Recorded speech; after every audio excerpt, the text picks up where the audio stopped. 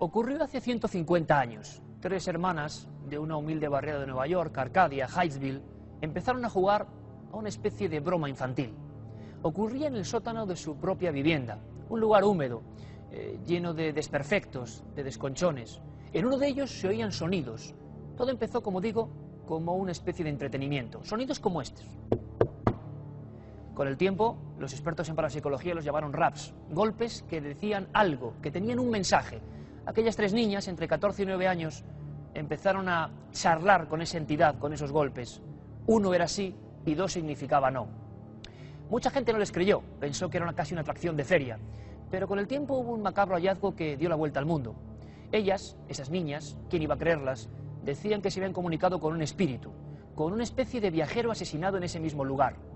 Unos 30 años después, las excavadoras ya modernas desentierran un cadáver, el de Charles Brian Rosma, un buhonero que efectivamente había sido apuñalado varias veces en ese mismo recinto.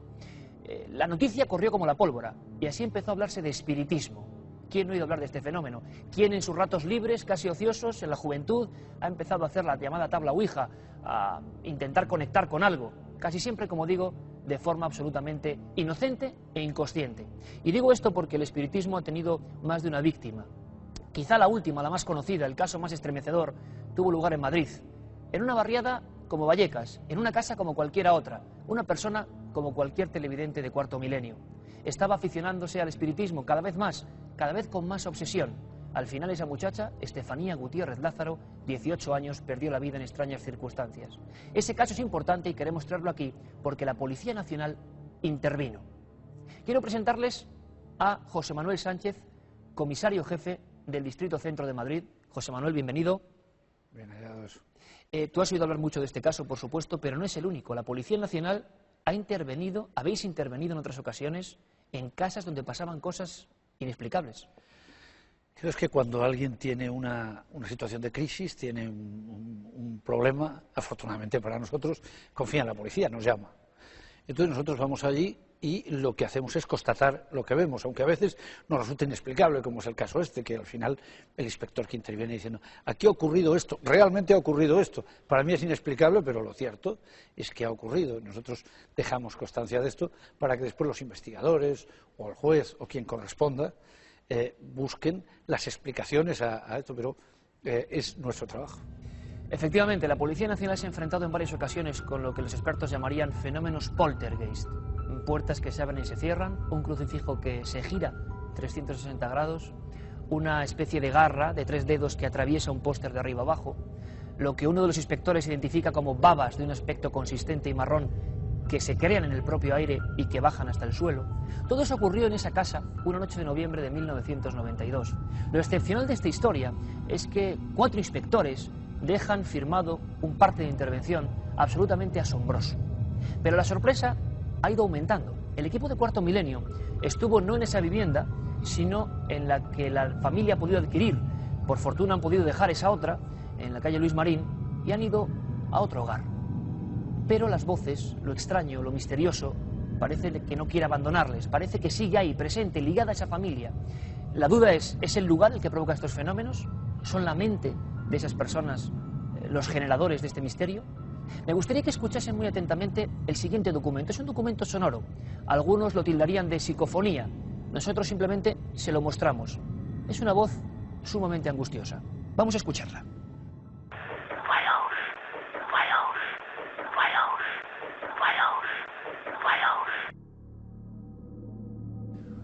Una voz susurrante que dice no puedo y que se cuela en varias ocasiones en la grabación de las cámaras de Cuarto Milenio. Es decir, no es solo una grabadora dejada ahí, a la limón intentando captar algo, no. En ese mismo instante se vio que nadie hablaba, que nadie pronunciaba palabra y sin embargo esto aparecía repentinamente. A lo largo de la grabación del reportaje sobre el expediente Vallecas que ahora van a ver, varias voces han intervenido de la misma manera, voces además de un aspecto, vamos a decirlo así, o de una tonalidad desagradable, hosca, repentina, como si fueran palabras perdidas en el aire. José Manuel, personalmente, cuando escuchas una cosa como estas, ¿qué piensas? ¿Esto sí que es un fenómeno extraño que no sé policialmente cómo podría ser designado en un informe? Pues si yo fuera el policía que interviene y esto fuera una intervención de la policía, pondría que seguramente pues por la fortaleza de los micrófonos, han recogido algo. O sea, el reportaje se ha hecho y yo estaba allí, pero los micrófonos han recogido algo que yo no percibí en ese momento allí, porque es el hecho, digamos, sería la descripción del elemento objetivo. Mi impresión personal, bueno, la verdad es que se queda uno sorprendidísimo, ¿no? Y claro, dándole vueltas, uno puede pensar que sea una cuestión de las personas, porque el lugar no puede ser, porque se ha cambiado de lugar. Entonces, a lo mejor resulta que la transmisora de esas sensaciones es la madre, ¿no? Todos son incógnitas y todo es un misterio en torno a una historia desgarradora y dramática. 14 de noviembre de 1992. Un informe policial constata que fenómenos extraños se han producido en una vivienda de cualquier lugar, en este caso un populoso barrio madrileño. Ya para siempre esta historia será conocida como el Expediente Vallecas.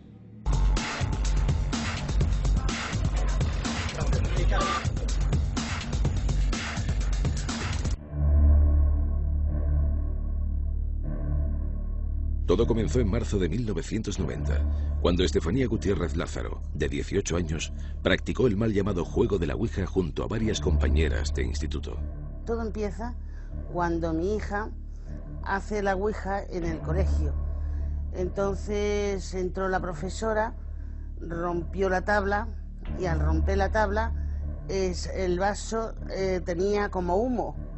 Entonces pues se rompió el vaso. Y bueno, pues el humillo se le fue a mi hija a la cara y desde entonces mi hija hacía unas cosas muy extrañas. Desde aquella experiencia, la joven empezó a sufrir unas enigmáticas convulsiones, estados alterados de conciencia, en los que afirmaba observar figuras a su alrededor que la llamaban por su nombre. Ella dice que veía gente extraña que la llamaban, que estaban cogidos de la mano y que la estaban llamando. Pero yo desde luego la daba en la cara y empezaba: Estefanía, Estefanía, vuelven, sí, hija, venga. Y ella no me hacía caso. Situaciones en las que su cuerpo parecía poseído por una fuerza sobrehumana. Cuando vieron que estaba como si fuese un perro lobo echando espuma por la boca y tirándose a sus hermanos. Durante 6 meses visitó diferentes centros de salud y ningún médico pudo certificar qué tipo de enfermedad padecía la adolescente. La hicieron pruebas, la hicieron análisis y no sacaron nada de nada. Los médicos, nada más que me dijeron que estaba perfectamente, que no tenía nada. Y bueno, pues a mediación de eso fue todo rodando, todo rodando, y cada vez peor y cada vez peor, y la niña iba cada vez peor porque ya la daba en el metro, lo mismo que la daba en el autobús o donde estuve eso, la daba. Desgraciadamente, falleció en extrañas circunstancias. Hoy, transcurridos 15 años, su muerte continúa siendo un misterio. Ocurrió el 14 de agosto de 1991. Aquel día, en este cuarto, fallecía Estefanía Gutiérrez Lázaro. Su muerte continúa siendo un misterio. Según los doctores Pedro Cabeza y Gregorio Arroyo, su muerte fue súbita y sospechosa. Desde aquella fecha, en este edificio, en esta casa, comenzaron los fenómenos paranormales. Las puertas de los armarios y habitaciones se abrían y cerraban violentamente. Los aparatos eléctricos se encendían y apagaban solos, y pequeños objetos decorativos parecían cobrar vida propia. Yo al principio no me lo creía, porque es que nunca, no he tenido miedo de nada. Y como no he tenido miedo de nada, pues yo no me he creído. Hasta la noche esa que te ha contado mi mujer, que pusimos el tresillo, la mesa, el tresillo, y abrió un tanto así la puerta. La vecina de arriba no ha vuelto a entrar a ese piso más. La virulencia de los incidentes fue en aumento. Sombras y figuras etéreas comenzaron a acosar a los Gutiérrez Lázaro. Y me acosté y resulta que al cabo del rato, digo a mi marido, hay algo aquí, digo, que me está presionando. Digo, y no solamente eso, digo, me está tocando los pies, digo, y aparte, digo, las manos, digo, lo que tenga de esa ropa me lo toca. La situación llegó a ser tan desesperada que incluso instalaron alarmas de movimiento en diferentes estancias de la casa. Decidimos poner alarmas en el pasillo, porque a mí mi yerno me dijo que con eso se veía si pasaba algo, ¿no? Y una de las noches de estas puestas son una de las alarmas. Salimos al pasillo y no vimos nada. Y no pasaba nadie por el pasillo, estaba solo el pasillo.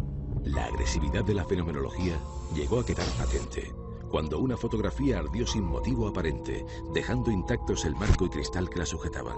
Tenía un radiador con el taparradiador de mármol y tenía la fotografía puesta ahí. Y le dije a mi marido, ¿y la fotografía de la Estefanía? Dice, no lo sé. Miré al suelo, digo, pero si está aquí en el suelo quemada. Digo, sí, bueno, estaba boca abajo y la puse yo bien y estaba el cristal bien, normal, y el marco, lo del marco igual, estaba normal. Bueno, pues no se quemó nada. El 27 de noviembre de 1992, la comisaría de Vallecas Moratalaz recibió una llamada sorprendente. En la calle Luis Marín se estaban produciendo fenómenos paranormales. Una pareja de la policía armada, un inspector y un psicólogo. Fueron a ver lo que pasaba. Entraron a casa, entraron a casa. Los dos policías se quedaron con mi mujer en el salón. El inspector y el psicólogo nos metimos a la habitación donde la dio a eso a mi hija. Y las habitaciones, en vez de ser ventanas, tenían terraza, esa puerta a la terraza. Y estando sentados encima de la cama, sentimos como si habían tirado una piedra por la terraza, rodaron una piedra. Salimos afuera y allí no había piedra ni había nada, estaba completamente limpio. Y la policía mismamente le dijo al inspector, dijo, ¿vosotros habéis salido a haber tirado algo aquí? Nosotros no nos hemos movido de aquí. Y entonces cuando ya le estuvo contando lo que le pasó al compañero, que gracias al compañero que le dijo, ¡agáchate! Se abrió la puerta del mueble bar y echó mano a la pistola para disparar contra el mueble bar. La incidencia se notificó a dos patrullas que bajo el mando del inspector José Pedro Negri acudieron al inmueble a toda velocidad. Los policías sobre todo lo que tenemos que tener son elementos de racionalidad sistemática, es decir, este hombre dice, bueno, estos es que nos tienen preparado un artilugio detrás de donde está el crucifijo para que el crucifijo se mueva, intenta ir a verlo, el crucifijo explota, hombre, hay una serie de cosas que a él en ese momento lo resultan inexplicables. Pero claro, alguna explicación tiene que tener.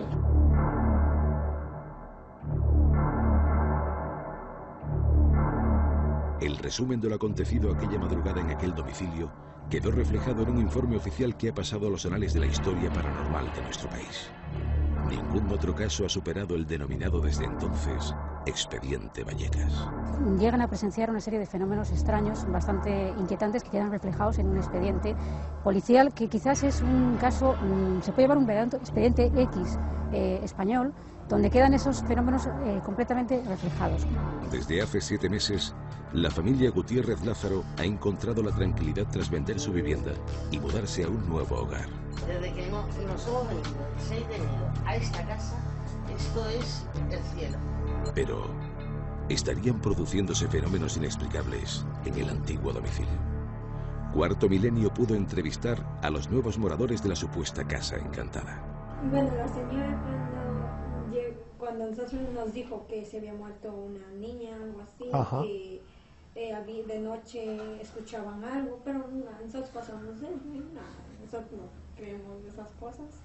Y desde que estáis viviendo aquí, las dos parejas, Fernando, ¿nada raro? Nada raro. Ni una sombra, ni un golpe. No, yo no que sepa nada. Se escucha así bulla del piso de arriba. Simplemente los vecinos, pero cosas extrañas nada. Los tacos que suenan, pero no. Las pisadas, pero sí, nada extraño.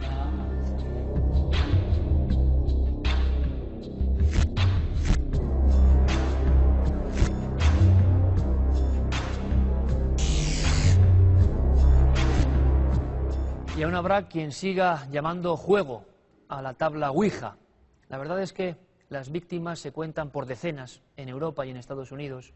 En España los casos no han salido a la luz pública. Estas historias se guardan celosamente, y más aún cuando la fuerza de seguridad del Estado es la que interviene. José Manuel, lo extraordinario de este caso es que hay un informe tan pulcramente detallado con todos los fenómenos. Esto no es normal, aunque ha habido más casos, no es normal, ¿verdad? No, lo que pasa es que el caso debía de tener suficiente enjundia como para que acudan nada menos que dos coches. Y además, entre ellos vaya el inspector Negri, que es uno de los responsables, lo que hoy llamaríamos el KX1, es decir, responsable de una zona. Él hace lo que tiene que hacer, es decir, la intervención policial, ¿cuál es? Pues muy sencillo, va allí y luego describe, en lo que nosotros llamamos el parte de intervención, describe qué es lo que ha visto. Termina diciendo, como preventivamente, ¿no? Que me podrán decir que yo estoy loco, desde luego lo que yo he visto allí para mí es de todo punto inexplicable, pero el hecho cierto es que ha ocurrido. Es decir, lo único que hace es dejar constancia de lo que él ha vivido, que naturalmente es una situación que no quiere volver ni a recordar, me imagino que no quiere ni volver. La familia, José Manuel, aseguró que la policía se fue también lógicamente asustada, lógicamente aterida por el miedo de aquello que se estaba produciendo, y no volvió. Realmente, ¿qué se podía hacer en este caso? La familia se sintió quizá un poco desamparada, pero tampoco la policía podía hacer más, quizá, ¿no?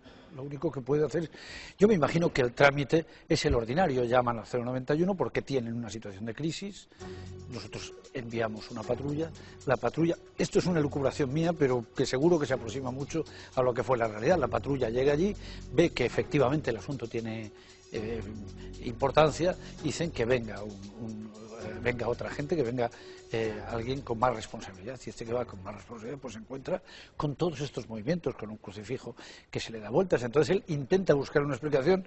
Lógicamente uno de los trabajos de la policía es la desconfianza, es decir, mire usted, yo lo que veo lo voy a... entonces intenta ver si hay algún mecanismo de manipulación en el crucifijo, en la parte de atrás del crucifijo.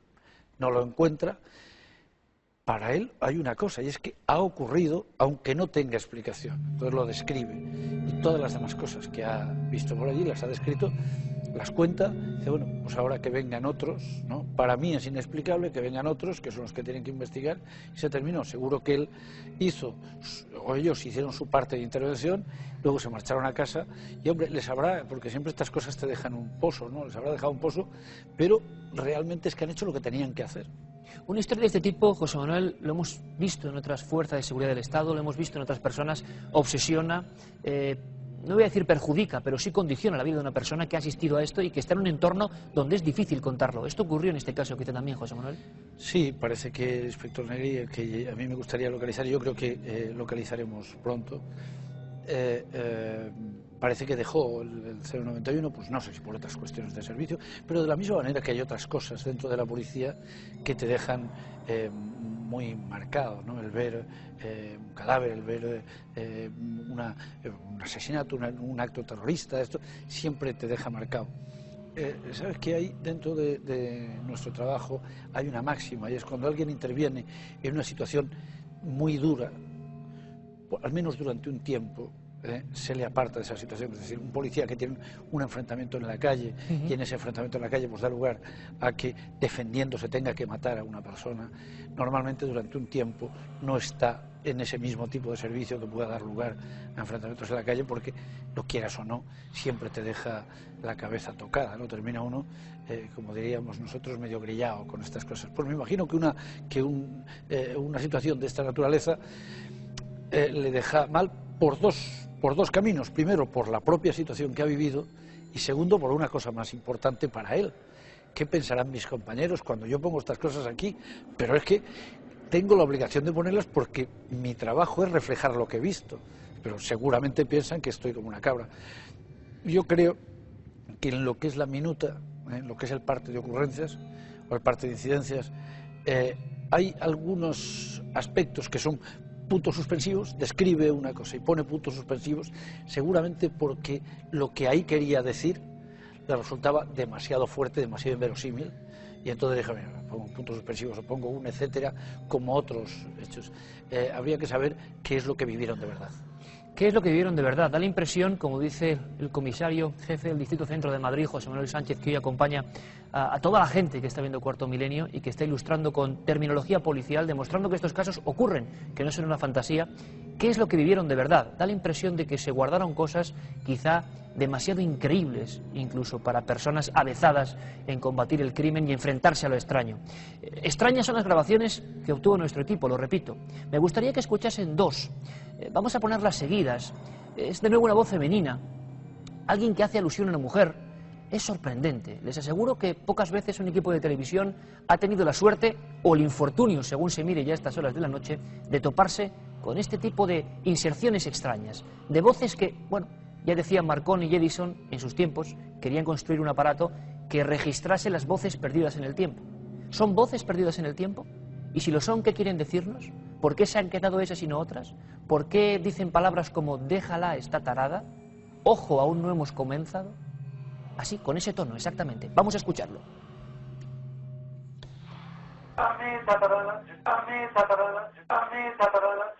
Pues os cuento, ya, pues os cuento, ya, pues os cuento, ya. Quizá cosas como estas, comisario José Manuel Sánchez, se encontraron los policías que intervienen el 14 de noviembre del 92 en esa casa, ya demasiado extrañas hasta para ponerlas en ese informe histórico. Claro, de todas maneras, déjame que te diga una cosa. Esto, lo del expediente Vallecas, pues ha salido a la luz.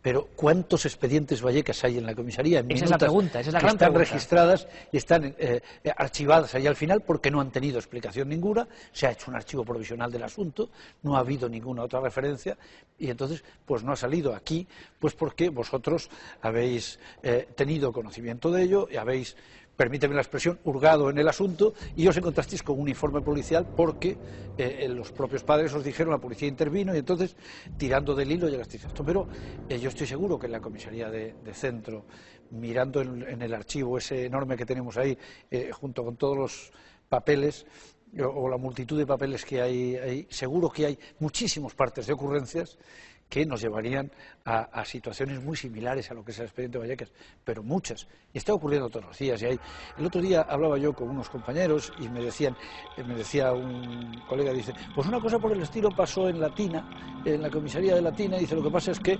dejaron allí el parte, se archivó y se terminó porque como ni había delito ni había nada, pues quedó archivado el parte. Hay otras casas conocidas por nosotros también. Nosotros hemos tenido, todos los jefes policiales, en una comida que tuvimos con el delegado del gobierno en un palacio conocido de Madrid, tuvimos una sensación por el estilo. Es decir, todo el mundo, siempre hemos vivido alguna Usted situación personalmente, José Manuel, también la vivió, esa sensación extraña en un lugar del que un día hablaremos donde pasaban muchas cosas raras. Estoy seguro que muchos de los televidentes de Cuarto Milenio, sobre todo los que sean de Madrid, les sonará de algo el Palacio de Linares, ¿verdad? Con tanto fraude y tanta verdad hubo en su día. ¿Podríamos adelantar algo? Sí, pues bueno, nosotros vivimos ahí una situación. Nosotros, los comisarios, solíamos hacer una comida a la que venía el delegado del gobierno cuando era Pedro Núñez Morgades, actual defensor del menor en la Comunidad de Madrid. Y vino un día la que era la subdirectora, creo que era del Palacio de Linares, a la comida con nosotros. Dijo, un día os voy a invitar yo a cenar a todos. Y efectivamente fuimos allí. Y, bueno, pues para enseñarnos las cosas que nos contaba, que ella nos lo contaba como una cosa natural, es decir, como que fueran duendes con los que estaba conviviendo. Nosotros nos resultó un poco extraño, pero bueno, el hecho cierto es que fuimos allí y más o menos ella nos vino a decir que ese día los duendes estaban juguetones con el delegado del gobierno, que era don Pedro Núñez Morgades, y bueno, nos sonreímos y se acabó, pero la sorpresa es que en cuantas fotos se hicieron allí, don Pedro Núñez Morgades no salió, unas veces porque se veló justo la parte de la cara en la que estaba él, siempre él, solo él. En la foto sale todo el mundo, menos él, pues porque a lo mejor la vela que había en la mesa le tapa la cara, o pues porque se oscurece un trozo de la fotografía justo donde está la cara de él, que son casualidades, pero son unas casualidades que a nosotros nos dejaron muy sorprendidos. El lugar más extraño, José Manuel, donde usted ha estado como policía, como paisano y que ha sentido sensación extraña, ¿sería ese palacio? Entrar ahí y que te cuenten, pues los sitios donde estás, ¿no? Pues un sitio donde los perros que tienen que hacer las inspecciones. Los perros policías se negaban a entrar en ciertas habitaciones. Entrar en una zona concreta. Con nosotros estaba Tomás Navarro, que era entonces el jefe de guías caninos de la Guardia Civil, o que te cuente alguien que entraba a la sacristía y oía esos ruidos como los que tú decías al principio, como esas llamadas, y lo que pasa es que esta mujer lo vivía con tal naturalidad que nos decía, le tenía que decir, no seas pesado, estate tranquilo un momento que estoy trabajando, ¿no? Nosotros, que no estábamos en esto, nos dejaba sorprendido su actitud, pero ella lo entendía como unos seres más que estaban allí. Y da la sensación, José Manuel, como ocurre en este informe, es una familia, es una niña la protagonista que juega al espiritismo, que llega a ver su profesora y alumnas cómo se rompe el vaso, cómo de ese maléfico juego, hay que llamarlo así, surge un humo que se le mete en la boca y a partir de ahí la casa se convierte en un infierno. Las mujeres casi siempre protagonistas de estas historias. Es bien curioso, ¿verdad? Pues seguramente... Una mayor sensibilidad, una mayor percepción, no lo sabemos, pero la mayoría de casos, si se hicieron estadística, y en los cuales la policía ha intervenido, mujeres protagonistas constantemente. Sí, yo recuerdo, no sé si era de Carabanchel o de Latina, el comentario que me hacía un compañero, y era también de mujeres, tanto la protagonista como la que nos llamó a nosotros y a la que hacía referencia el parte de intervención policial a la que se refería, eran también mujeres, efectivamente. Ante todo, en Cuarto Milenio queremos siempre dar un mensaje de precaución, de absoluto despego de estos asuntos. Pueden ser interesantes, apasionantes, fascinantes, lo entendemos, pero meterse en ellos, creer verdades absolutas que nadie puede demostrar, puede acarrear consecuencias nefastas. Lo hemos visto en este caso, una víctima, un mártir del misterio, Estefanía Gutiérrez Lázaro, 18 años. Hoy tendría que tener 33 años y está enterrada, dicen muchos, por culpa de ese juego. Sí, sí, sí en alemán, sí en francés, Ouija, Ouija. Todos hemos oído hablar de esa tabla que a veces trae, como digo, estas consecuencias tan inesperadas. Tenemos aquí a José Manuel Sánchez y lo hemos tenido por el hecho de que queremos que la gente sepa que las fuerzas de seguridad muchas veces se encuentran con estos casos, ocurren, están ahí y se investigan. Espero, José Manuel, que nos dejes en algún momento hurgar en esos archivos de la comisaría del centro, porque estoy seguro que hay piezas absolutamente fabulosas a nivel de investigación paranormal. A ver si podemos hacerlo. Sin ninguna duda, no solo paranormal, de otro tipo. Yo he visto documentos pues, que llaman la atención y seguro, claro, yo no soy un experto en este tema, entonces pues muchas veces no lo veo, pero estoy seguro que vosotros, que conocéis mucho mejor, leyendo lo que son los partes de intervención, los partes de ocurrencias, os encontraréis con muchísimas situaciones que efectivamente darían lugar a una investigación. Pues tomamos buena nota. Muchas gracias, José Manuel, por esta primera visita a Cuarto Milenio. Contamos contigo, claro que sí, por supuesto, porque es un auténtico especialista en el sentido de la comunicación, de la información y a veces dando fe de que él mismo ha sufrido, no ha sufrido, ha experimentado esos fenómenos realmente extraños que son más habituales de lo que parece. Tan habituales que hasta el cine muchas veces los ha encarnado en celuloide. Ha construido películas que han sido grandes taquillazos, otras pasaron sin pena ni gloria, pero Las Casas Encantadas y La Policía fueron protagonistas muchas veces de la gran pantalla.